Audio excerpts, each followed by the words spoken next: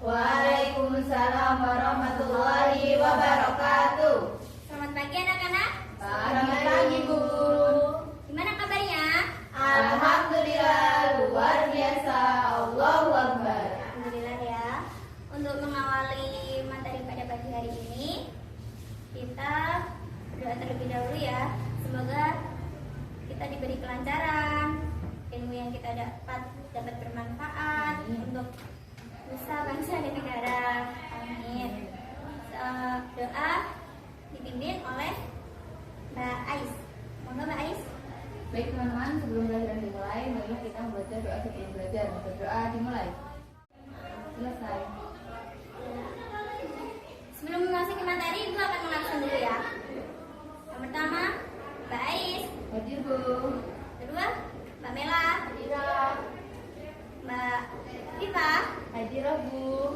Alhamdulillah. Ini nggak ada yang nggak masuk semua kan ya? Nggak ada yang nggak Masuk. masuk. Alhamdulillah. Semuanya sehat. Oh ya, sekarang Ibu mau tanya.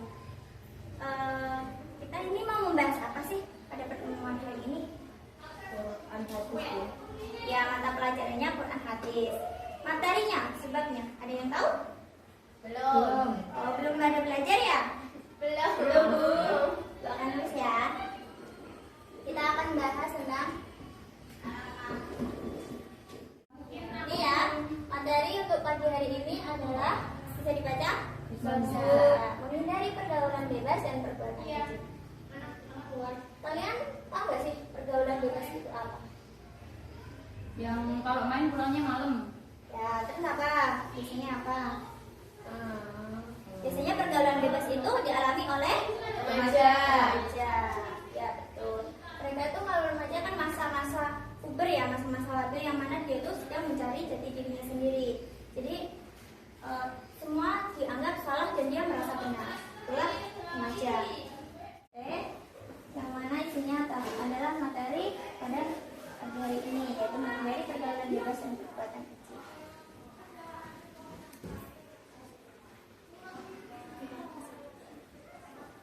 Enggak kelihatan Bu ya. Kelihatan ya? Iya Bu. Iya, sebentar. Dulu di sana. Sudah kelihatan? Ya. Nah, ini tadi kita sudah menyinggung tentang remaja ya. Ini dapat kita baca, yaitu masa remaja merupakan usia yang rawan khususnya dalam hal pergaulan. Karena itu tadi, remaja itu sedang mencari jati dirinya sendiri. Jadi menganggap semua orang itu salah dan dia merasa benar. Seperti itu. Kemudian pergaulan itu juga akan menjadi luas dan cepat sekali berkembang karena kan teknologi juga. Kayak contohnya sekarang ini, kita bisa kenalan dengan orang Papua, ya orang Papua, orang Kalimantan, orang luar Jawa, yang mana karena apa? Kemajuan teknologi. Kita bisa chat dari Facebook, Instagram, gitu kan? Jadi kayak dekat banget gitu untuk berkenalan. Karena usia remaja itu usia labil, di mana dia mencari jati dirinya, maka mereka itu seringkali terjebak dalam pergaulan bebas, yang mana tidak bisa mengontrol emosinya. Jadi dia belum paham betul mana yang baik untuk dirinya dan yang buruk. Terus juga pergaulan bebas itu menyebabkan anak kehilangan sopan santun. Sekarang ini kan karena dia bergaul dengan teman-temannya, terus kayak lupa akan kaidah-kaidah bertutur kata, berperilaku, maka itu tadi dia akan kehilangan sopan santunnya. Serta dampak negatif dari pergaulan itu sangat besar, bukan hanya untuk dirinya, melainkan untuk orang lain juga. Contohnya seperti hamil di luar nikah. Seperti itu kan bukan hanya dirinya yang merasa rugi, tetapi orang tuanya juga, atau bisa berdampak dengan daerahnya karena kelakuannya seperti itu, karena kelakuannya. Tadi juga kita sudah menyinggung tentang definisi dari zina ya. Ini bertemunya dua alat kelamin dari jenis yang berbeda dan tidak terikat oleh akad nikah atau kepemilikan dan hanya berlandaskan hawa nafsu. Biasanya zina itu terjadi dikarenakan dia itu lebih mengutamakan hawa nafsunya, tetapi dia berkedok cinta gitu loh. Seperti itu ya. Bisa dipahami? Bisa Bu. Oke, lanjut ya. Saya mau tanya dong. Saya akan menunjuk satu orang untuk maju ke depan dan menjelaskan apa sih yang kalian pikirkan saat kalian itu melihat gambar ini. Tolong Mbak Ais, silahkan maju. Jelaskan apa yang Mbak Ais tangkap atau Mbak Ais ingin katakan jika Mbak Ais tuh lihat gambar ini dengan hubungan materi pada hari ini. Materi tadi kan pergaulan bebas, sedangkan ini gambarnya itu auranya terbuka Ya. dan masa remaja kan masa mempelajari diri, hilangnya kaidah tentang berperilaku, termasuk berarti dia nggak ada berpakaiannya, berarti dia sudah terjerumus ke pergaulan bebas. Maksudnya dalam artian pakaiannya tidak sesuai dengan norma yang berlaku. Ya, tepuk tangan dong buat Mbak Ais. Terima kasih Mbak Ais. Yang kedua yaitu saya menunjuk Mbak Afifah Zulfa untuk menjelaskan ini. Oh ini Bu, kan adanya pergaulan bebas, jadi mereka itu pilih teman tuh belum pandai memilih teman. Terus mungkin ini ada yang baik, ada yang buruk, dan seolah-olah kayak ngopor-ngoporin yang baik gitu loh Bu. Ya, Untuk terus ini juga jalan-jalan ada gambar. saya tanya Bu. Ya. Terima kasih Mbak Afifah. Tepuk tangannya ya. Selanjutnya itu Mbak Mela, saya akan maju untuk menyampaikan gambaran tentang gambar ini. Kan tadi materinya mengenai pergaulan bebas. Nah ini gambarnya itu menunjukkan dua remaja yang sedang berpacaran. Kan padahal dalam Islam berpacaran itu tidak boleh. Bagus, tepuk tangan. Ya. Pendapat kalian semua itu tadi udah benar semua ya. Ya, yang pertama yaitu karena tadi kurangnya adab, maka dia membuka auratnya karena dia cara berpakaiannya itu tidak sesuai dengan syariat Islam. Yang kedua yaitu cara dia mencari circle pertemanan, juga itu sangat berpengaruh. Jika teman kalian itu tidak bisa memberikan dampak baik ke kalian, maka kalian juga akan ikut tertular. Ini tadi karena bisikan-bisikan setan juga. Gambar yang ketiga yaitu betul sekali kata Mbak Mela, orang berpacaran. Biasanya orang yang berpacaran itu tidak, ya namanya orang yang dimabuk cinta, pasti dia tidak bisa membedakan mana yang nafsu, mana yang cinta. Jadi mereka itu melakukan hal yang kadang kala di luar batas. Jadi bisa aja dia melakukan hal tersebut bilangnya berlandaskan cinta, padahal itu dia hanya mengikuti hawa nafsu. Seperti itu ya. Iya Bu. Ya, oke, selanjutnya yaitu zina sendiri itu sudah dilarang sama Allah. Terdapat di Quran surat Al-Isra ayat 33 yang berbunyi wala taqrabuz zina innahu kana fahisyatan wa sa'a sabila. Bisa dibaca artinya sama Mbak Ella? Dan janganlah kamu mendekati zina. Zina itu sungguh suatu perbuatan keji dan suatu jalan yang buruk. Nah, seperti itu. Di sini itu udah jelas-jelas dilarang ya. Orang kita mendekati zina aja nggak boleh, apalagi kita mau lakukan zina. Nah, ini tuh sudah jelas ada wala taqrabuz zina dan janganlah kamu mendekati zina. Imam Al-Qurtubi itu mengutip pendapat para ulama. Kalau tadi itu ada tulisan wala taqrabuz zina, itu tuh penekanan artinya itu sangat dalam. Seperti maksudnya itu ketika Allah menggunakan wala taqrabuz zina, janganlah kamu mendekati zina, maknanya itu segala perbuatan yang mendekatkan pelaku ke tindakan perzinaan itu haram. Apalagi kita melakukan zina itu pasti sangat-sangat sudah dijelaskan bahwa itu haram. Seperti itu. Sedangkan Imam Asy-Syaukani itu mengatakan bahwa wala taqrabuz zina, janganlah kalian mendekati itu adapun hal-hal yang masuk ke dalam kategori mengantarkan pelakunya kepada tindakan zina. Ketika Allah sudah menurunkan ayat tersebut, maka itu manusia itu Allah kan maha mengatur semuanya. Allah pasti tahu kalau manusia itu hal yang dia itu bisa melakukan hal tersebut. Seperti contohnya berhalwat, yaitu berduaan antara laki-laki dan perempuan. Itu ya, yang bukan muhrim di tempat sunyi. Kita kan nggak tahu apa yang mereka lakukan gitu ya. Walaupun mereka bilang kayaknya nggak ngapa-ngapain, tapi kalau sudah berduaan, orang ketiga adalah setan. Seperti itu. Kedua yaitu dalam Quran surat An-Nur. Ini itu tentang hukum dan pelaku zina. Ya, hukum dari pelaku zina. Quran surat An-Nur yang akan Ibu bacakan ya. A'udzubillahi minasyaitonir rajim. Bismillahirrahmanirrahim. Az-zaniyatu waz-zani fajlidu kulla wahidin minhuma mi'ata jaldah wa la ta'khudhukum bihima ra'fatun fi dinillahi in kuntum tu'minuna billahi wal yawmil akhir wal yashhadu 'adzabahuma ta'ifatun minal mu'minin. Yang artinya akan dibacakan oleh Mbak Afifah. Pezina perempuan dan pezina laki-laki peliharalah masing-masing dari keduanya 100 kali, dan janganlah rasa belas kasihan kepada keduanya mencegah kamu untuk menjalankan agama hukum Allah. Jika kamu beriman kepada Allah dan hari kemudian, dan hendaklah pelaksanaan hukuman mereka disaksikan oleh sebagian orang-orang yang beriman. Terima kasih Mbak Afifah. Jadi tadi isi kandungan dari ayat 2 dari Quran surat An-Nur ini adalah hukuman yang diterima dari orang yang berbuat zina. Zina pun itu bukan hanya untuk orang yang sudah menikah ya, tetapi juga bisa lajang. Orang yang melakukan zina lajang itu disebut apa? Ghairu muhsan. Ya, betul. Sedangkan orang yang sudah menikah tetapi melakukan zina disebut muhsan. Ya. Selingkuh ya.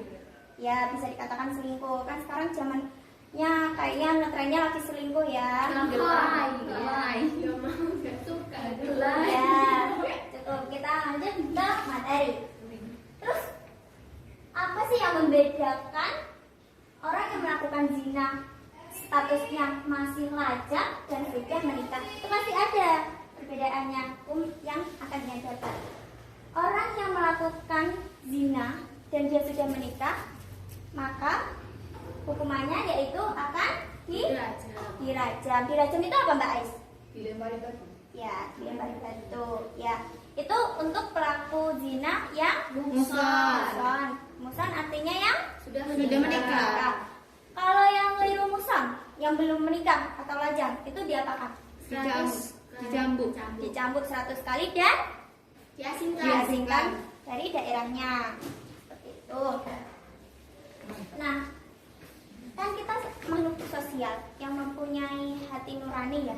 Kalau kita melakukan kegiatan tersebut atau kita memberi pelajaran untuk orang yang melakukan zina, otomatis kita kadang kan merasakan hal yang nggak tega kayak gitu kan. Itu tuh nggak boleh, maksudnya kita itu harus rela, harus tega, karena kan sudah jelas-jelas Allah melarang tetapi kamu melakukan, maka kita harus melakukan hukum tersebut, yaitu hukum cambuk, dirajam, seperti itu. Saat melakukan hukuman tersebut diharapkan itu semua ada saksi lah, ada orang yang melihat, biar dijadikan pembelajaran bahwa zina itu adalah perbuatan yang haram yang tidak boleh kita lakukan. Seperti itu.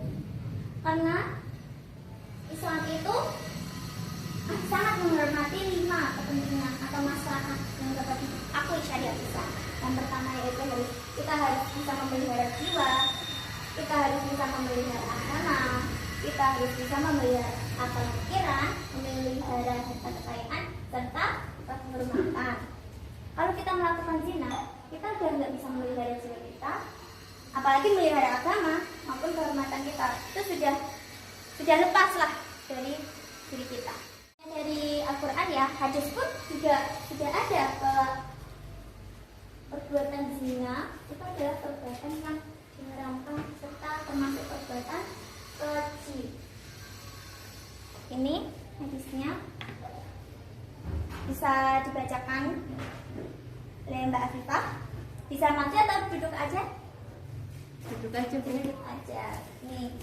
Haddatsana Yahya bin Bukhari haddatsana Laisu an Uqaili an Ibni Shihabi an Abi Bakr bin Abdir Rahmani an Abi Hurairah anna Rasulullah sallallahu alaihi wasallam qala la yazni zani hina yazni wa huwa mu'min wala yashrabul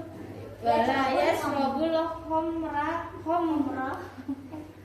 Bisa dibaca dari sini. Ini. Wala yashrabul khamra hina yashrabu wa huwa mu'minun wala yashriku syarikun hina yashriku wa huwa mu'minun wala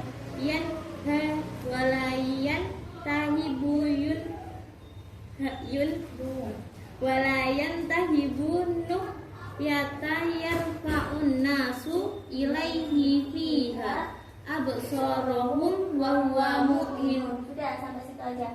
Ini tadi itu riwayat-riwayatnya ya, terlalu panjang memang. Tapi inti dari hadisnya itu dari sini. La yazni zani dari sini. Yang artinya bisa dibacakan oleh Mbak Mela. Monggo Mbak Mela. Tidaklah berzina orang yang berzina ketika ia berzina dalam keadaan beriman, dan tidaklah mencuri orang yang mencuri ketika ia mencuri dalam keadaan beriman. Tidaklah ia meminum khamar ketika meminumnya ia dalam keadaan beriman, dan tidaklah ia merampas suatu rampasan yang berharga dan menjadi daya tarik manusia dalam keadaan beriman. Dan dari Ibnu Syihab, Sudah itu riwayatnya. Nah, hadis ini kandungannya itu adalah ketika iman kita itu baik, iman kita itu tinggi, maka kita akan segala sesuatu yang kita perbuat itu insya Allah kita tidak akan melakukan dosa ya. Maksudnya kita menghindari dosa. Ketika iman kita kuat, iman kita baik, maka itu kita akan menghindari hal-hal yang diharamkan oleh Allah. Tetapi ketika keimanan seorang itu rendah atau minim, maka apa yang dilakukannya tuh ya tergantung hawa nafsunya. Dia nggak memikirkan itu haram enggaknya gitu. Bisa dipahami? Ketika orang imannya kuat, maka insya Allah akan terhindar dari dosa-dosa. Maksudnya dia nggak terpikirkan buat ke situ, buat melawan hal itu, ya, karena imannya kuat gitu ya. Iya, seperti itu. Ketika orang yang beriman rendah, maka dia akan gampang untuk melakukan dosa, kayak nggak mikirin itu maksudnya nanti dosa nggak ya pokoknya dia suka, dia pengen, ya dia lakukan seperti itu. Bisa dipahami? Paham. Ya. Juga yang melakukan pergaulan bebas itu, iya, ini ada beberapa hal yang bisa memicu seseorang untuk melakukan perbuatan zina ya. Seperti di bawah ini. Contohnya yaitu melihat aurat. Pertama tadi yang itu sudah berikan gambar tadi kan, ketika kita tidak berpakaian sesuai syariat, maka orang melihat aurat kita itu pasti kadang ada rasa hawa nafsu. Contoh kayak menggunakan baju you can see kayak segini, terus atau memperlihatkan lekuk tubuh, kayak gitu kan, pasti orang melihatnya wah, terus ada pikiran atau ada hal-hal yang membuat dia menuju melakukan hal tersebut. Itu makanya kita harus jaga pandangan kita, dan juga sebisa mungkin ya untuk perempuan itu pakailah baju yang sesuai syariat ya. Walaupun ada kan untuk saat ini banyak ya orang-orang yang berjilbab tapi dia tetap pakainya ketat-ketat, yang mana lekukan tubuhnya itu masih terlihat gitu. Yang kedua yaitu mendengarkan hal-hal yang mengundang hawa nafsu, seperti contohnya itu kayak misal saat berteman kita nggak milih teman, terus teman kita cerita suatu hal yang katakanlah itu buruk ya, buruk, mungkin kayak dia habis nonton sesuatu hal yang buruk, terus dia ceritain ke temennya yang sebelumnya belum pernah nonton, kasih tahu aku punya film yang gini. Kita mendengar hal yang buruk di dalam pertemanan yang buruk. Maka pikiran kita, perbuatan kita itu juga lama-lama bisa mengikuti itu tadi, circle itu tadi. Kita akan melakukan hal yang sama, walaupun dulunya kita nggak pernah melakukannya karena pertemanan. Terus kita sering mendengar apa teman-teman kita cerita, kita kan pasti kepo seperti itu. Bisa dipahami? Bisa. Ya, lanjut, yaitu pergaulan bebas laki-laki dan perempuan. Ini seperti apa contohnya? Seperti pacaran. Terus kayak pertemanan antara laki-laki dan perempuan. Walaupun kita interaksi sosial itu kan dibutuhkan ya, antara laki-laki dan perempuan. Kita itu juga harus punya batasan yang mana itu kita tidak boleh melanggar. Terus masa kalau sama temennya nggak ada apa-apa kok tiba-tiba nyowel apa megang-megang yang nggak seharusnya dipegang kayak gitu kan nggak boleh. Itu sudah termasuk dalam perbuatan zina. Zina pun bisa zina mata juga, kayak tadi melihat aurat itu termasuk zina mata gitu, ya. Ya Bu. Selanjutnya yaitu berduaan khawat dengan lawan jenis yang bukan muhrimnya, ya seperti tadi itu pacaran.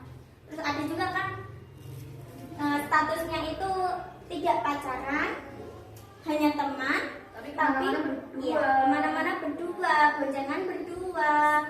Terus chattingannya juga lebih dari sekedar teman. Lebih dari sekedar teman, itu juga bisa menuju ke arah perbuatan zina seperti itu. Jadi kita ya harus wanti-wanti juga. Kita kalau melihat laki-laki itu juga harus nggak boleh buta akan cinta ya.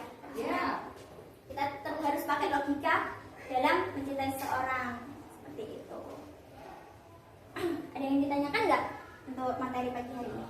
Belum. Sudah cukup? Ya. Sudah cukup ya.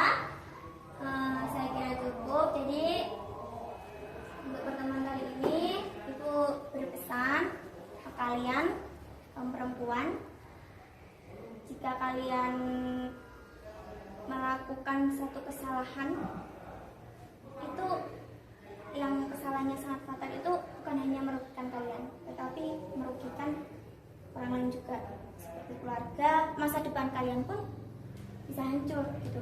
Jadi kalian itu benar-benar harus menjaga kehormatan kalian untuk masa depan kalian dan untuk diri kalian sendiri. Jadi ketika kalian bertemu dengan laki-laki yang sikapnya itu sudah buruk atau mengajak hal-hal yang tidak benar, mending di stop, jauhi. Nggak perlu, walaupun kalian cinta dengan orang itu, jauhi, karena itu bukan cinta, melainkan hawa nafsu. Seperti itu. Bu kira cukup ya pada pertemuan pada pagi hari ini. Mohon maaf apabila kurang lebihnya. Sebelum mengakhirinya, mari kita doa bersama-sama yang akan dipimpin oleh Mbak Afifah. Kita tutup pelajaran hari ini dengan membaca hamdalah bersama-sama.